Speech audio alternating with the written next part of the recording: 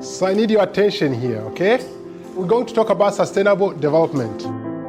I would say the vision of the World Youth Alliance is of personal excellence. You see all of these young people from all around the world. They care about others, they care about the world.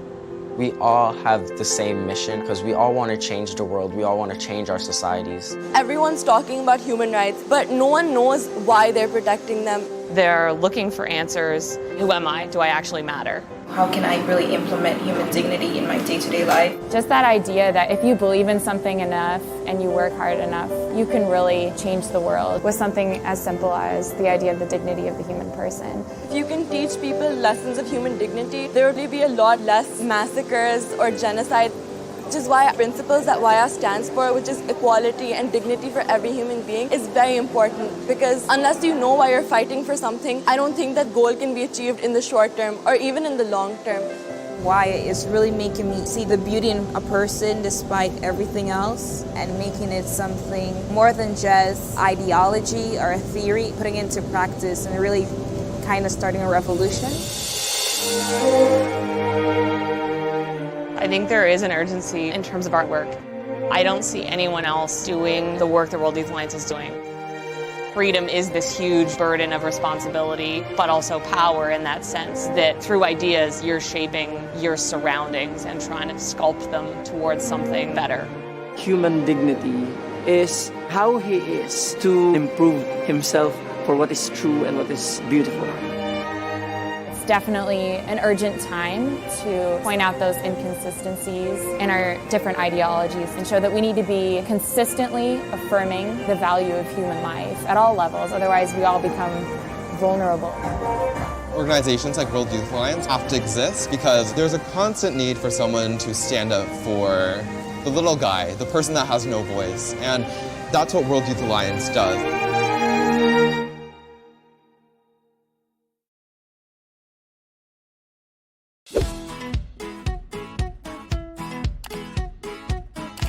The World Youth Alliance aims to educate young people on the dignity of the human person and to build solidarity among the youth from developed and developing countries.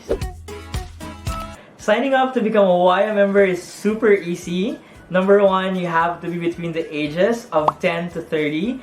And second, you have to sign the World Youth Alliance Charter on our website. And after that, you'll be part of hundreds of opportunities around the world and you'll meet a lot of new friends. There are many opportunities for young people to get involved with WIA. First is through our advocacy-related events by studying our WIA white papers or representing WIA at international institutions. Second is through our educational projects like undergoing our certified training program, becoming an intern, or bringing the Human Dignity curriculum to your school or youth community. And the third is through our cultural initiatives like participating in our regional arts forum or through our Manhattan International Film Festival. WIA members should do the CTP because it allows them to understand deeper the dignity of the human person, and it gives them various reading, studying how movements around the world have really helped in terms of promoting the dignity of the person and what are some of the problematic movements that have led to various challenges in our history. First is really enjoying the readings. The readings are really rich and there's so many great authors that we've compiled through the CTP. So it's really important for you to enjoy the experience and not rushing through it. The second is for you to discuss these ideas with your family, with your friends, so that you're able to also get their ideas and their thoughts. And the third is if you need any help, just asking for your mentors to really help you and coach you in the process. WIA members can apply to our internship program, which is available online. It is available in all of our regional offices around the world, and we have limited slots, so I encourage you to sign up today. The World Youth Alliance invests in really educating young people on the dignity of the human person. And this is important because when young people around the world understand that they have worth, that the people around them have the same worth that they have, they're able to create excellent decisions and they're able to contribute towards the flourishing of their societies and their countries. First, you have to undergo the Certified Training Program, or the CTP, and once you've passed the training program, you can inform your regional director, and they will help you with the next steps needed for you to become a chapter leader for your own school or for your country. Yes, definitely. We have a program for them, and it's called the Human Dignity Curriculum. It's a personal identity program that helps children understand their dignity and how they can make excellent decisions. Yes, of course. You can become a World Youth Alliance friend. WAYA Friends help WAYA through various ways, by becoming a donor or by introducing us to youth communities or to schools all around the world. We'd like to invite you to join the 1 million young people all around the world and become part of the World Youth Alliance. Don't forget to like our Facebook page, subscribe to our YouTube channel, and follow us on Instagram and Twitter. See you around!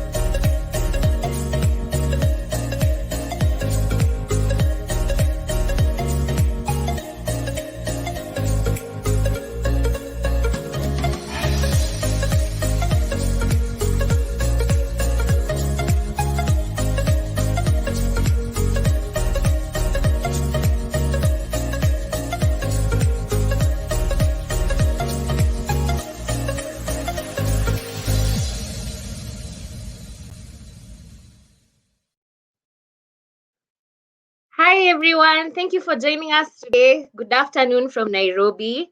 I would like to officially welcome you to this year's World Youth Alliance Africa Emerging Leaders Conference. Thank you so much for joining us. My name is Cynthia Maingi. I am the Regional Director for the World Youth Alliance Africa. If you're joining us for the first time and you believe that young people around the world are making the world a better place, then you're in the right place. I'd like to start by telling you a bit about the World Youth Alliance. We are a global coalition of young people who are working together to promote the dignity of the person at the international, regional, and grassroots level through education, advocacy, and culture. We have 6 regional offices. In Africa, our office is in Kenya, in Nairobi. In Europe, our office is in Belgium. In Asia Pacific, our office is in the Philippines. We have an office in the Middle East in Lebanon, and our North America and headquarters are in New York. Our mission is to empower young people to be able to articulate as well as defend and affirm the dignity of the person in their lives and influence the communities and the world in which they live. Our work, as I said, is divided to 3 program areas: advocacy, education, and culture. In education, the World Youth Alliance educational programs equip young students of all ages with the resources, the training, and intellectual formation to promote the dignity of the person. We have offline and online programs, and one such program is known as the Certified Training Program, which is a collection of texts that provide the philosophical underpinnings for the mission of the World Youth Alliance. We have an internship program that is offered within the regional office, which is in Nairobi, and we take interns 3 times in a year. We take interns in January, in May, and in September, and each time we have our interns for a period of 3 months. In advocacy, our work equips young people to be able to work on critical topics that we face today. We provide the research and fact sheets and statements on topics that have been discussed and negotiated by our members at the United Nations and on current international policy issues. And we provide training on international relations and foreign diplomacy for our members. We also have the pillar that I mentioned about culture. The World Youth Alliance provides cultural and art programs for the integral human development. Art impacts our understanding of human dignity on an individual and societal level. The main art activity that takes place in the Africa region is known as the Africa Arts Forum. The World Youth Alliance strongly believes in culture, and through our cultural events, we give an expression of the inherent dignity of each human person. Through experiencing art, you're given the privilege to share in an artist's soul, to receive the artist's gift of oneself through their work. And the World Youth Alliance believes that art provides a mirror through which we can understand the complexity, integrity, and beauty of human nature. I'd like to talk to you about the Emerging Leaders Conference, which is why we are here today. It is an annual program that brings together young people from across Africa to interact on current global issues. The theme for this year's conference is reproductive health and the link it has to overall health. And the sub-theme is youth and mental health. This conference aims to bring together World Youth Alliance Africa members and to give them a platform to be able to share and learn, even from the invited speakers. You will learn about the connection between the mental, physical, and social aspects of the human person and how these aspects contribute to our overall well-being. This year, we've decided to bring the conference online due to the current COVID-19 pandemic, and we have amazing speakers who are here to talk to us about the theme of the year of this year's conference. So for all of you who've joined today, would like to know you, kindly send us your name and your country, the country that you're from or the country that you're representing in the comment section. Also tag and mention your friends in the comment section so that they can join us today. We welcome you to read more about our work on the website and reach out to us at africa@wire.net in order to engage in the programs and the activities that we offer. I would like to now introduce Milka Ndongo, who's our MC for the day, so that she can invite our first speaker. Thank you. Hi everyone, my name is Milka Ndungu and I'm so excited that you're able to join us here today. And I hope you guys are looking forward to learn, interact with our speakers today, and also engage in great topics concerning the human person. So we will have our first speaker, who's Ms. Lilian Kamau, as our first speaker to talk to us about reproductive health and the link to overall health. So Lilian Kamau is an advocate of the High Court of Kenya, practicing law in Mombasa, Kenya. She's also a certified member of World Youth Alliance and the chairperson of the WIRE Kenya National Committee.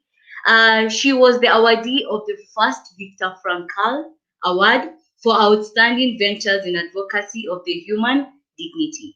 Lilian upholds the role of the youth in governance and is passionate to ensuring the youth's engagement in policy making. So I'm going to take this chance and welcome Lilian. Thank you very much. Hello, my fellow youth from around the African region. It's actually a pleasure to be joining you this year's African Emerging Leaders Conference. As you've heard, I'm a member of World Youth Alliance and have been for the last couple of years. So it's a pleasure and most importantly to see our fellow youth joining us in this conference. So I welcome you on behalf of our WIRE. And as I do so, I would wish to engage you in this conversation on reproductive health and its link to overall health. It's a very interesting conversation. In my presentation today, my invitation to you is to ensure that we demystify reproductive health with all the goal of bringing on board everyone to a certain level of understanding on what encompasses reproductive health under the international legal framework. Productive health is an important theme throughout international human rights advocacy. Many international institutions, such as the United Nations and non-governmental organizations, in particular women rights groups, focus on developing and implementing reproductive health policies and programs. However, there's some inconsistencies in how the term is interpreted, allowing ambiguity in the understanding of human rights, and endangering the implementation of policies and programs that focus on reproductive health. For example, some organizations and government officials have asserted that reproductive health encompasses abortion, yet no international legal agreement, nor is there any consensus document that names abortion as a component of reproductive health. We have seen that even foreign aid has sometimes conditioned legal reform or the implementation of certain programs, such that one country will give another country aid only if it changes its policies and legislation to accommodate the emerging trends popularly known as reproductive health rights. When major foreign aid donors and the world's most developed countries insist again and again that reproductive health includes the provision of abortion services, it becomes increasingly difficult for developing countries that rely on foreign aid to resist the pressure to liberalize their abortion laws. Developing countries are threatened with the loss of foreign aid if they do not amend their laws and policies to include reproductive health. Whereas various governments in the world have upheld the concept of reproductive health rights to be the foundation on which they pass legislation on abortion, or what they so term as safe abortion, I would wish to invite us all today to refresh our memories on the definition of reproductive health and the associated concepts therein, which include reproductive health services, reproductive health care, and reproductive rights. This will change merits of acts of our governments, and perhaps also to do so, I would request us to rely on the definitions outlined in the International Conference on Population Development, ICPD, Program for Action on Reproductive Health, 1994, and the consecutive Beijing Declaration and Platform for Action, 1995. Notably that these two hold the same definition of the terms. The definitions have not been changed ever since. Notice that the reproductive health has been defined as the state of complete physical, mental, and social well-being, not merely the absence of disease, but infirmity in all matters relating to reproductive system and its function and processes. Reproductive health care has equally been defined as the constellation of methods, techniques, and services that contribute to reproductive health and well-being, preventing and solving productive health problems. It also includes sexual health, the purpose of which is the enhancement of life and personal relations. Reproductive health, therefore, implies that people have the capability to reproduce and the freedom to decide if, when, and how to do so. This last condition is the right to both men and women being informed and having access to safe, effective, affordable, and acceptable methods of family planning of their choice, which are not in any way being consistent with the laws of their countries, and the right of access to appropriate healthcare services to enable women to go through safely pregnancy and childbirth, provide couples the best chance of having healthy infants. With regards to the topic today, the relation between the reproductive health and overall health, which no doubt right to health to all persons is one that is enshrined under international law. It is undoubtedly true that well-being of persons and their intentions matter in ways that compares to nothing else in the environment today. We've seen this through the right of every person enjoying the highest attainable standard of physical and mental health being established in international law. We have this right outlined in various conventions. For example, the Convention on Elimination of All Forms of Discrimination Against Women, which enshrines it under Article 12. We also have the International Covenant on Economic and Social Cultural Rights under Article 12. Convention on the Rights of the Child, Article 24. Convention on the Rights of Persons with Disabilities, Article 25. And the International Convention on the Protection of Rights of All Migrants Workers. Various articles under therein. So, like I said, is a right that is rooted and enshrined in the international law. However, reproductive health rights is not precisely or vividly outlined in the international law. It is, however, important to note that separation of reproductive health care from the right to health is not attainable. Your body or our body is composed by many different systems that work together to uphold our health. Reproductive and what do you call it, endocrine hormone system plays an integral role in the overall health and affects all other systems through our bodies. For instance, when our bodies make reproductive hormones like estrogen, it requires support from other glands, such as and our thyroid. When your body breaks down, reproductive hormones depends on your liver and gallbladder. Due to the interdependency of all these systems, the health of our monthly cycle, or our reproductive health rather, is a great indicator of our total health. Any changes in our monthly cycle can indicate potential health issues. We are therefore in need of programs that enable women and men to learn about their bodies and how to track their health. One such program is the Fertility Education and Medical Management, FEM, which is a comprehensive women's health program that teaches women to understand their bodies and how to recognize hormonal and other vital signs of health, provides women with support through its FEM Health app to help women track their health and reproductive goals, provides accurate medical testing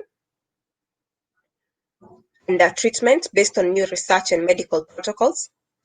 It also continues to conduct research and provide women with the latest diagnostic tools and treatments for their health, offering training to individuals so that they can teach FEM health tracking to women and train medical professionals in their FEM methods and protocols. I would actually invite all of us to then get more details and an overview of how each of our bodies work, and consider taking FEM course through registering of the FEM website. I would wish to involve us all, ensuring that our states, our governments, respective governments, work with the proper definition of reproductive health, definitions which are upheld in the ICP of action, to develop laws and policies that protect the health of men and women. World Alliance, through its sister program, FEM, Fertility Education and Medical Management, has provided knowledge and preventive-based reproductive health program, which teaches women to understand monitoring hormonal and other vital signs of health. I will therefore invite all members to visit the platform on femhealth.org in order to learn more how to engage in that program. Once more, it has been a pleasure engaging with you. This interesting conversation. I look forward to hearing from you during the question and answer session, and even further to engage with you during on our available online platforms. Thank you very much. Thank you so much, Lillian, for that very enlightening presentation. Please remember to send in your questions regarding today's presentation, and we'll answer them during the Q&A session of the broadcast. I'd like now to invite our second speaker, who's Mr. Munene Wanjau, to talk to us on youth and mental health. Mr. Munene Wanjau is currently a fourth-year student at Strathmore University, pursuing an undergraduate degree in law.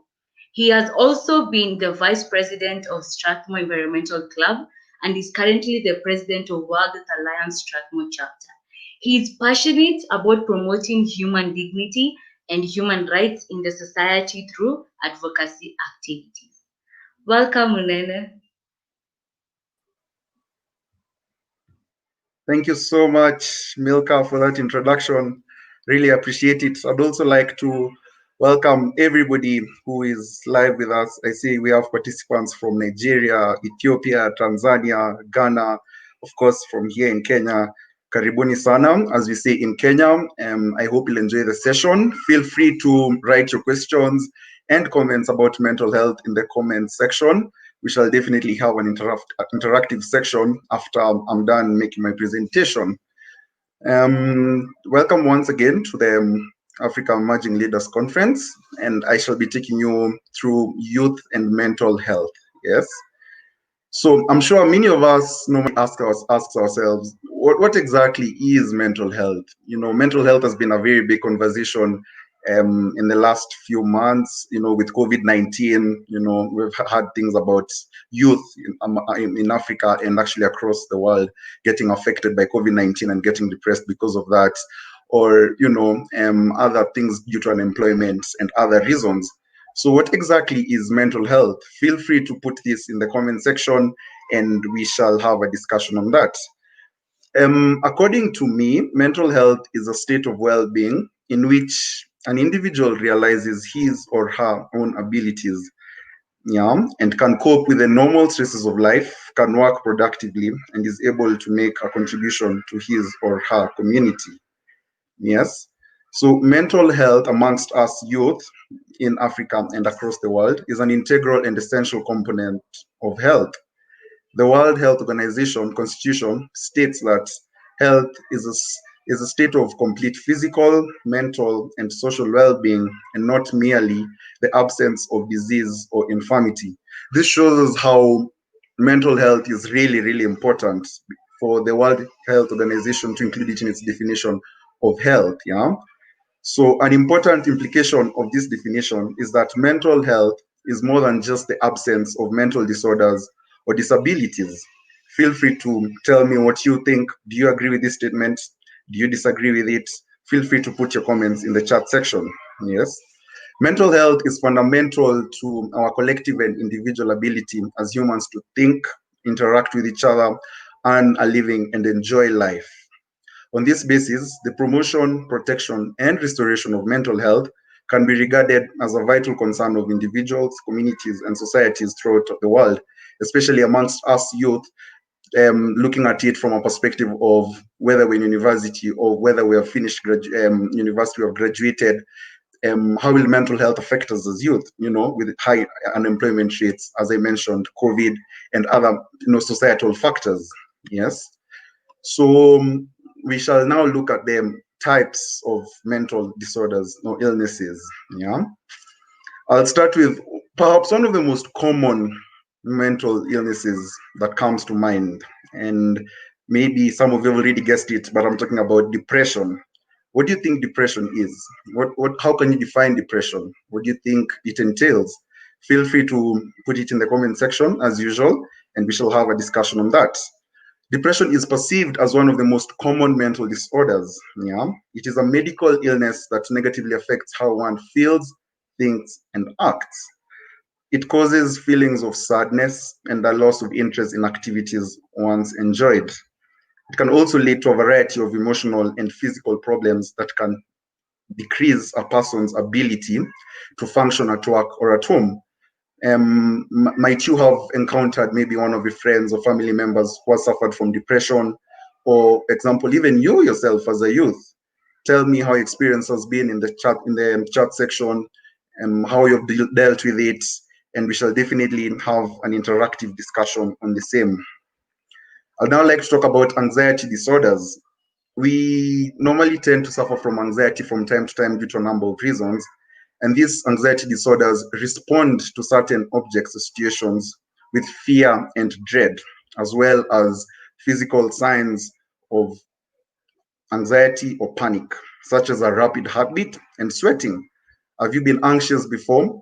You know, as youth, there's so many things we are very unsure of. You know, will we get employed sometime soon? Will we have a stable family? What will happen in the future? And these are some of the reasons that make us become anxious. Have you experienced some of these things? Or some of your friends or family members experienced, you know, anxiety, you know, attacks before? Yeah. Please feel free to comment in the chat section as usual. I'll now talk about mood disorders. These are disorders which are also called affective disorders and involve persistent feelings of sadness or periods of feeling overly happy, yeah, or fluctuations from extreme happiness to extreme sadness. They're also known as bipolar disorders. I personally have an aunt who suffers from this condition of having bipolar disorder. Sometimes she's extremely sad, sometimes she's extremely happy. What about you in your case? Do you know anybody who suffers from such a disorder, or maybe like a close friend or yourself? How do you deal with it? How do you cope with it? How can you encourage others to cope with it?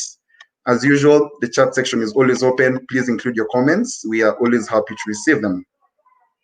I'd now like to talk about psychotic disorders. Psychotic disorders involve distorted awareness and thinking. Two of the most common symptoms of psychotic disorders are hallucinations and delusions. Yeah? So hallucinations are basically experiences of images or sounds that are not real, such as hearing voices maybe at night when you're sleeping, or when you're walking in the park or something, you just hear like imaginary voices out of nowhere. Those are hallucinations. And then delusions are false fixed beliefs that the ill person accepts as true, despite evidence to the contrary. Once again, I invite you to give maybe your experience, or like an experience of a friend or family who might have been suffering from such disorders. How did they deal with them? How would you advise them to cope with it? If you've dealt with such things before, we are really happy to hear your comments and views. Yeah. One of the most common psychotic disorders is actually schizophrenia. Yes. Next, I'd like to talk about eating disorders. Many, I'm sure, don't view eating disorders as a mental health, but interesting fact, eating disorders is actually a type of mental disorder. Yes. And they normally involve extreme emotions, attitudes, and behaviors involving weight and food. Anorexia, bulimia, and binge eating disorders are all common eating disorders. I don't know, feel free to share your experience or family members' experience of whether they have been affected by such a disorder, how they've actually dealt with it before, and how they're coping with it if it's still affecting them right now. Impulse control and addiction disorders are actually other types of mental disorders or illnesses. People with impulse control disorders are unable to resist urges or impulses, to perform acts that could be harmful to themselves or others. Notable examples of these disorders are, for example, starting fires, stealing, breaking windows, just causing destruction of any general sort. Those are the impulse control disorders. Of course, when it comes to addiction disorders, we talk about being addicted to alcohol or drugs, be it maybe illegal or legal drugs, really. Yeah, you can think about maybe weed, COVID, and this. Weed, cannabis. You can also think about other kinds of drugs. Really, this is actually a really, really prevalent problem amongst us as the youth, because we normally find ourselves most of the time being idle, especially when we're finished maybe university or not been employed.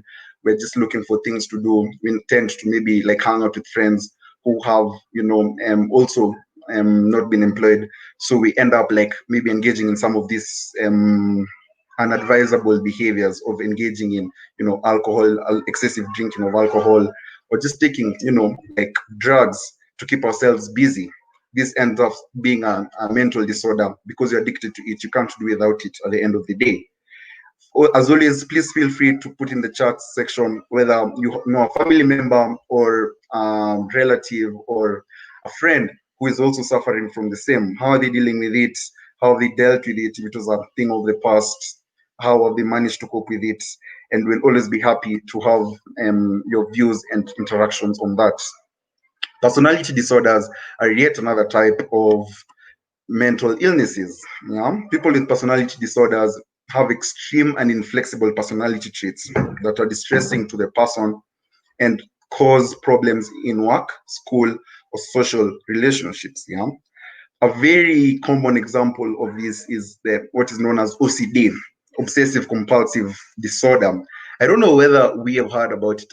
I have a feeling most of us know what OCD is, but OCD generally is a tend to either be a perfectionist in some sense, yeah? And this also now comes with other mental disorders like anxiety and other things. If something is not perfect the way you want it, in one way or another, you start feeling so anxious, no, it should be like this, it should be like that. That is an example of a personality disorder. Might you be suffering from it or somebody else? Feel free to put it in the comment section and we'll definitely have a discussion on that. Another common mental disorder that's affecting us as youth, in Africa and in the world at large, is what is known as PTSD. PTSD is post-traumatic stress disorder. This is a condition that can develop following a traumatic or terrifying event, such as sexual or physical assault, the unexpected death of a loved one, or a natural disaster. I'll use an example of maybe a girl, a small girl, maybe, or small youth lady who unfortunately maybe got raped. She didn't expect that. She didn't see that coming. It was very unfortunate, and it really traumatized her maybe for the rest of her life. So that can be an example of PTSD. You can also have another example of maybe physical assault.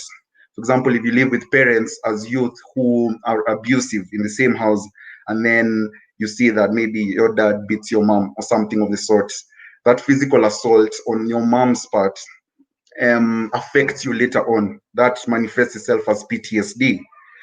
Once again, if you've experienced this, or one of your family members or friends or anybody you know has experienced this, please feel free to put it in the chat section. We'll have a discussion on it later on. We'll now look at the signs and symptoms of types of mental disorders I've actually mentioned. So how will you know whether somebody is anxious, whether somebody is suffering from depression, whether they're suffering from PTSD, whether they have an eating disorder, whether they have a personality disorder such as OCD. So signs and symptoms of mental illnesses can vary depending on the disorder, circumstances, and other factors. Mental illness symptoms can affect the emotions, thoughts, and behaviors of the people who are affected.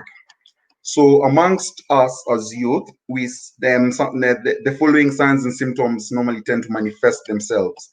For example, if somebody is depressed, you see that they are feeling sad or dejected in some way. They don't want to talk to people, they don't want to engage in activities, they just want to keep to themselves. Yes.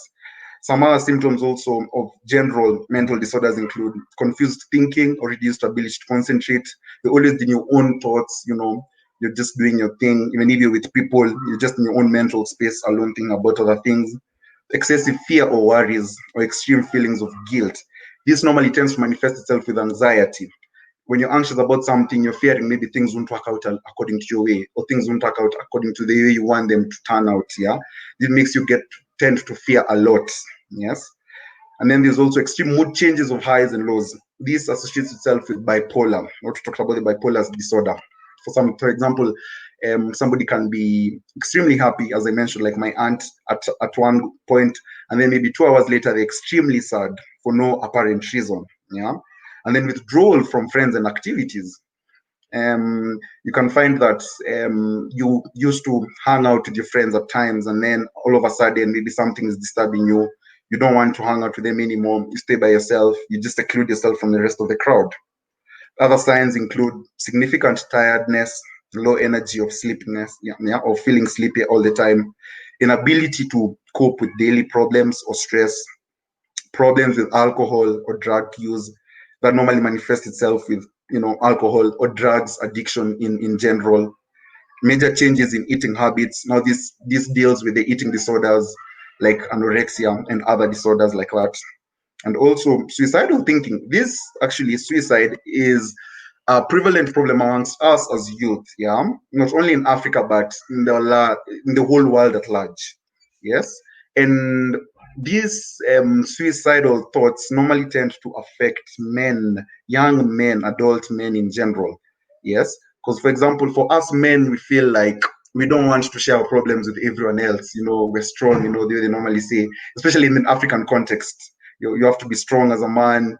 You have to put effort so that they see you're strong. You can, handle things well.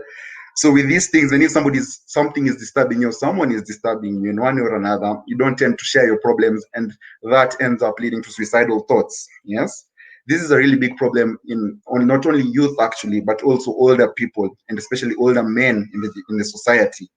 Please share your thoughts on this aspect of suicidal thoughts and all the other signs that I've gone through. Have you seen them manifest in somebody that you know, in yourself, or in other family members or friends? How are they dealing with it? How do you think you can help them, survive some of these symptoms and get better? I'm always happy to hear your comments, and we'll definitely discuss that after I'm done.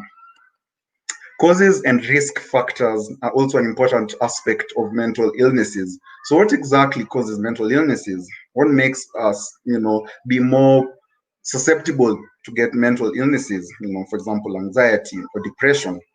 We have three main causes of mental illnesses. The first one is inherited traits. This has to do with the genes, the genes of maybe your family members, maybe your parents or your grandparents suffered from that mental illness, and then it trickles down to you. Mental illness is more common in people whose blood relatives also have that mental illness. Certain genes may increase your risk of developing a mental illness, and your life situation may trigger it. Yes. So, for example, if my mom or dad has a specific mental illness, it might trickle down to me, and then I'll have to know how to deal with it afterwards. Yes. Feel free to tell me whether one of your parents or grandparents or relatives that you know has a mental illness and how it has affected you, through genes. The second cause of mental illnesses is what is known as environmental exposures before birth. Exposure to environmental stresses, inflammatory conditions, toxins, alcohols, or drugs while in the womb can sometimes be linked to mental illnesses. So, for example, if your parents or somebody's parents were maybe smoking or drinking a lot when they were expectant, by the time that their child is born, that can also cause their child to have some kind of mental illness. Brain chemistry, that is a third cause of mental illnesses. Our brains have some organs that are known as neurotransmitters. So these neurotransmitters are naturally occurring brain chemicals that carry signals to other parts of your brain and body. These neurotransmitters, if they don't work well, and these chemicals are affected or impaired in one way, the function of nerve receptors and nerve system changes. This leads to depression and other emotional disorders. This ends up also manifesting in so many other ways in all the examples we have listed for different mental illnesses, for example, anxiety, personality disorders, and the like. So apart from those three main causes of mental disorders, we have what are known as the risk factors, which are sometimes also confused to be the causes. So risk factors are the factors that make you more maybe susceptible or likely to get these mental disorders that we have mentioned before. So you might be asking yourself, what are some of these risk factors, that actually make one get mental disorders? If you know of some, before I even start talking about them, as always, please feel free to put them in the chat. I'm happy to hear your views. The first risk factor really, I can say, is traumatic experiences, as you've mentioned, maybe witnessing assault or sexual assault, or physical assault, emotional assault in any way. Those are some traumatic experiences that make somebody more susceptible to actually getting these mental disorders. Use of alcohol or recreational drugs. If you overuse maybe whiskey, gin, or tonic or something, or like you overconsume weed, or other drugs, really, yes, these actually can help you, can make you have a drug addiction. We also have few friends or few healthy relationships. If you're involved in toxic relationships, what they call toxic relationships, your friends are always telling you, let's go drink, then you overdo it, let's do this, let's try these dangerous things. That can also make you more susceptible to getting these mental illnesses. Another important risk factor is previous mental illness.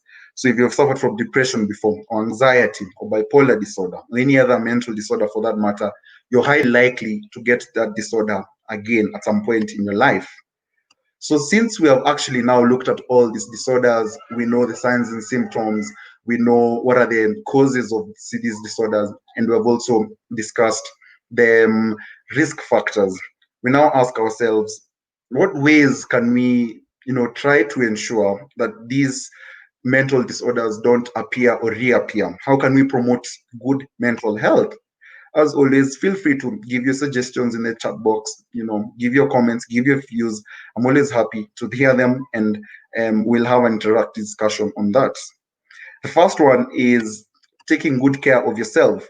As youth, we tend to be so preoccupied with so many things. There's so many things going on. For example, I'm a fourth year law student, as Milka had mentioned, and I have so much work. There's so much, academic work, extracurricular activities. I'm also a class rep at the same time. So there's so much going on at the same time. You just have to also consider your mental health at some point, So some of the ways I actually do this, and us as youth can generally do this, is ensuring that we get sufficient sleep. I try and ensure as much as possible I sleep for 8 hours. I eat healthy, focus on vegetables, have a balanced diet, eat fruits. And I try as much as possible to also engage in regular physical activities. As youth, we can say we just focus on maybe the exercises and sports that we like. If you like running or jogging, you can do that maybe on a daily basis, just to keep yourself in check in terms of mental health. If you like playing football or basketball or volleyball, you can do that maybe twice or thrice, every maybe month, or like maybe 2 times in a month, to make it like easier on you in terms of the tension. And also, very importantly, in this aspect of taking good care of ourselves, is just taking a break from time to time, just to unwind and distress. You can decide maybe after you've had a very long, maybe few months, you can just take a break, maybe go visit maybe your grandparents at home, just go and take a break. I know with COVID right now, things are a bit hard. You can't even go for holiday or vacations places. Things are easing in slowly, but you can even look for other ways. For example, dancing, if you like dancing, singing, or just, hanging out with friends. That really helps, yes, when it comes to keeping your mental health in check.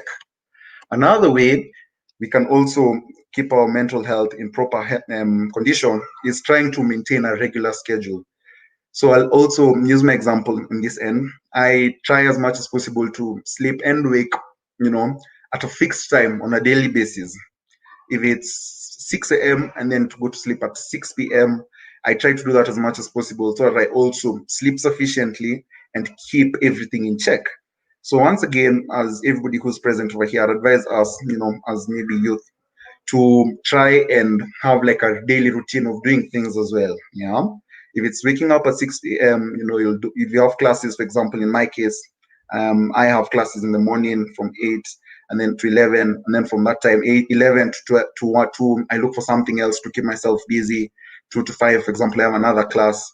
I try to look at how I can try and keep myself preoccupied and have a daily schedule so I don't go off track and do some things that are unadvisable. Yes, this really helps because you preoccupy yourself with many things. You keep yourself busy, and you don't end up doing things that will end up harming you, in future. I'd also like to talk about confiding in our family members or close friends or mentors, if we have some, as a way of actually maintaining proper mental health. We normally have this system in Strathmore University, or where they allocate mentors to every student. Yes. So from time to time, I try to catch up with my mentor, talk to them about something that's maybe disturbing me, how to improve areas of my life, and things like that. If you don't have a mentor, you can confide in your close friends, best friends, or maybe people you feel like are very close to you. You can also talk to your family members, yes. If it's your sister, your brother you're close with, you can tell them what's disturbing you, and that probably they'll advise you on the best way forward and be there for you to support you. Another thing is also getting professional treatment if you require it.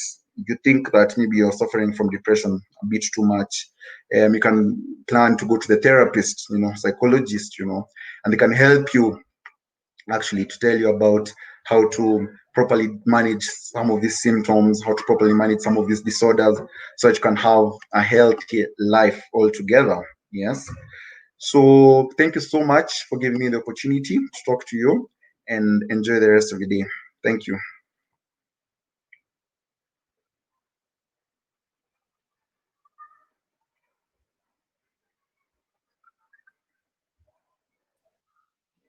Thank you so much, Muneme, for that great presentation.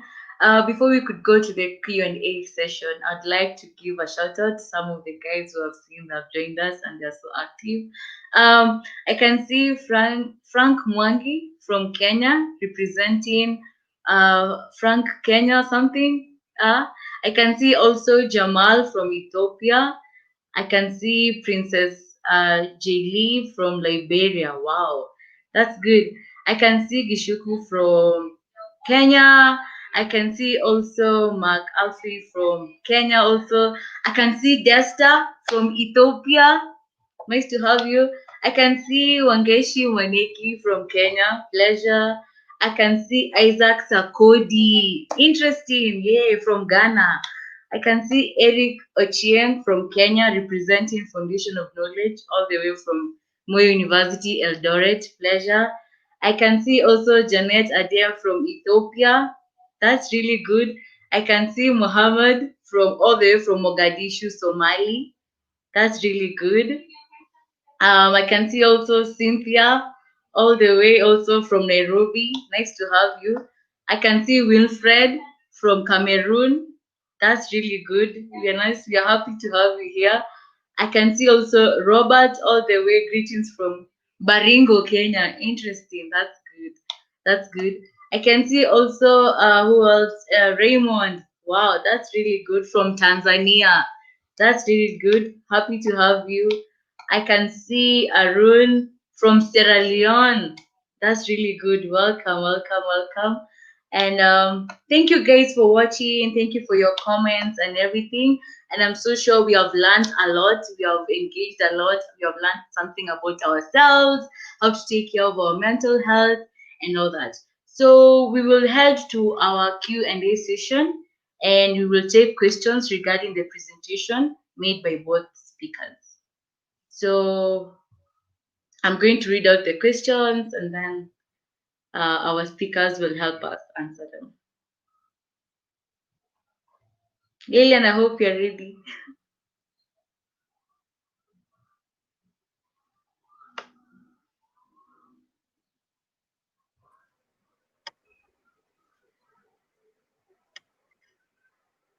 Okay, so question number 1 is, what appropriate interventions can we take to deal with issues that are raised by reproductive health advocates, raised such as rape, poverty, in the manner that is appropriate and affirms dignity?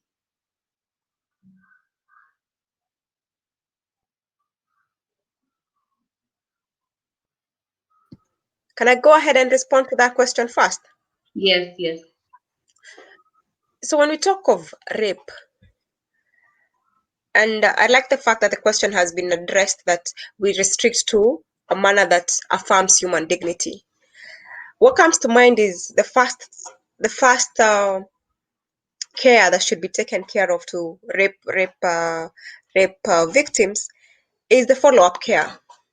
And part of the reproductive health that we advocate for is ensuring that there is education and healthcare facilities and services to ensure that not only those who are appropriately or those who are pregnant, but even those who suffer such circumstances as rape, that they have services that are available to them. If it's the post-rape care or anything that needs to come with it, we realize that one of the effects of rape is trauma and the pain that the rape victim ends up suffering from. So do we have in our countries, what we should be really advocating for is ensuring that there are systems where if it's the persons who perpetrates rape, there are systems that you can bring them to book and they're put to justice, or the victim has access to justice. If there are trauma or other medical conditions that the victim suffers, then a country or a system that has appropriate reproductive health services will ensure that this person can walk into a healthcare facility, get the knowledge or the information they need, be taken through the post-act care that they need, and without really having to be jeopardized or even to suffer from trauma. Can we proceed to the next question? We can go to the next question. Thank you, Lilian. Okay. I think the next question is going to Nene. Okay. How can you tell if someone is going through a mental health disorder? Thank you so much, Malcolm. I appreciate it once again, and thank you for that question. I think I'll answer it in this way. it depends on the circumstances and the type of disorder we're talking about once again, yeah? If it's depression, you can tell that this person is lonely. You can see that they have withdrawn themselves from other people. For example, they live with family members and there's so many in the family, but he's always sticking to his room. He's not engaging in family activities, or even if he's hanging out with his friends, he's not with the rest of the crowd. He's always alone. That's one of the signs that somebody's going through a mental disorder, in particular depression. Or if it's an eating disorder, you can tell that this person is eating a bit, too much, and some of these things are inborn, yeah. And another general sign is that they are very lonely. They're lonely and sad, from the expressions, from the way they interact with everybody. They're just keeping to themselves, very lonely, very sad, and they don't want to engage that much, yeah. If it's alcohol addiction, you can tell that this person, for example, is acting in a very weird manner, yeah. So how I'd say is that how you can tell whether someone is going through a mental health disorder depends on the particular type of mental disorder that they're suffering from. Different disorders have different signs and symptoms linked to them. Thank you. Thank you, Munene, for that. The next question, I still also is going back to you, Munene. Yeah. Are eating disorders recognized as mental health disorders? Yes. Actually, they are recognized as mental health disorders. You'd be actually surprised to find out, if you do some research, that most of the medical related websites do list eating disorders, as mental health disorders. Some of them are like anorexia, but anorexia, for example, most times actually people are born with anorexia. It's like something like just inherited, yeah. And anorexia makes people eat very little food, and due to that, maybe they grow slowly and things associated with such things, yeah. So just to answer the question, yes, eating disorders are actually recognized as mental disorders. Thank you. Okay, next question. This one I think goes to Lillian.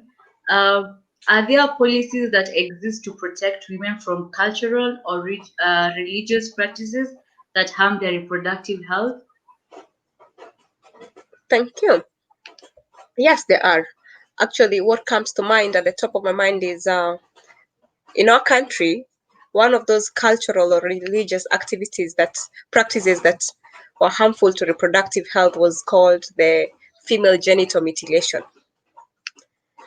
And our country came up with an anti-female genital mutilation act to regulate, or to a policy that curbed that. So yes, there are cultural and religious practices that inhibit reproductive health. And there are also policies that it's actually our responsibility to identify such activities that are harmful to reproductive health and curb them by either lobbying and putting policies and legislation in place to make sure that these practices are not in existence anymore. What else that comes to mind is the early child marriages. They are a threat to the reproductive health, because if you are marrying or you're giving out your daughter at the age of 14 or 13 to proceed and be in marriage, the question is, are they fully formed to then? Can they enjoy their reproductive health? What policies can be put in place to make sure that such practices are curbed, ensuring that there are legal age brackets for people to willingly contest or agree to be in marriages. So yes, there are cultural practices that inhibit reproductive health, and there are policies that can be put in place to make sure that such practices are curbed. Thank you, Leah. Thank you. The next question, this one goes to Nene. How can one know they are depressed? Thank you, Malcolm. I think this is a very good question, actually, because as I had mentioned in my presentation, depression is actually one of the most prevalent mental illnesses or disorders amongst us as youth, and I think in the society at large. Yeah. So some of the most pervasive symptoms of depression, feeling low, or feeling sad, constant feelings of lowness or sadness, low energies, inactivity. You don't want to do anything. You just want to stay in the house. You want to lock yourself in the room. You don't want to hang out with your friends, as I had mentioned, or family members. You don't want to participate in activities. Those are some of the most prevalent signs of depression. Yes. Okay, thank you. The last one, I guess, or another question. This one goes to Lillian. How can young people contribute to ensuring the creation of positive policies regarding reproductive health in their country? One, be engaged. For a policy to be formulated, it goes through different stages, at times even calling forth stakeholders' contribution. So as the youth, I strongly behold in youth engagement in governance and policy making. So are you engaged in the process? Are you vocally present? Are you heard when you see that policies that are curbing or that are not in support of reproductive health are being formulated by your legislatures or the people that are in leadership? That is one, be engaged. Two, I may not understand the different stages that legislation goes through in different countries, but for the most part, for a policy to be in place or a legislation, may it be an act or a bill, there are different readings that goes into it. So one other way that the youth can make sure that they contribute or they are part and parcel of the creation of positive policies is go through the policies and the bills and the acts that are being, formulated in your countries. Give your feedback. It may be at times that there will be no goodwill to listen to what is said by the youth, but let's begin by being there and raising our voices, being vocal if there's anything that needs to be addressed in our policies in our respective countries. Advocacy can be in different ways. As you lobby also for these policies, sometimes it may call for demonstrations if you feel I'm not calling for people to be rowdy, but if you feel that your voices are not being heard, it may call for an advanced step or going further in your lobbying strategies. But yes, there are very many ways of youth ensuring that they contribute and they ensure creation of positive policies in their countries. Thank you, Lillian. So the last question to you, Munene. Sure. How can we encourage young people to seek help and end the stigma around mental illness? Thank you, Malcolm. I think that's another good question because amongst us youth, once again, stigma is a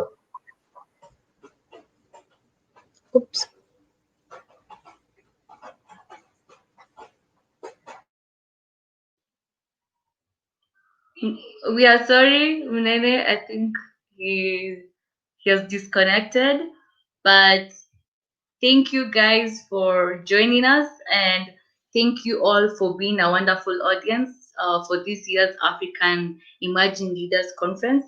And a special thanks to our wonderful speakers, Mrs. Lillian Kamau, we are grateful, and Mr. Munene, thank you so much also for joining us. And also we are grateful for our regional director, Cynthia Maingi, and our marketing director, Demi, as well as our regional director of operation, Kevin Alando, for working behind the scenes and making this broadcast a success. We are so much grateful. Now, before I could conclude, if you haven't signed up yet to be a WIRE member, I want to invite you to join in to the 1 million people in over 200 countries and territories. Visit our website, which is the link is being drawn below, and join us and the movement, and joining the movement is for free. Also, after that, you can sign up and enroll to one of our programs, which is called CTP. It's a certified training program. And if you want to know more about it, also click on the link that is drafted below for you to get to know more information. And also, I would love also for you to help me or help us do our online programs and events better by answering one of our short evaluation forms by clicking also the link that is being drawn below. And after that, also kindly be the first to know about our events and make sure that you follow us and like us on our Facebook page, on our Twitter, and on our Instagram. And that's all. Thank you once again for joining us and enjoy the rest of the day. Thank you.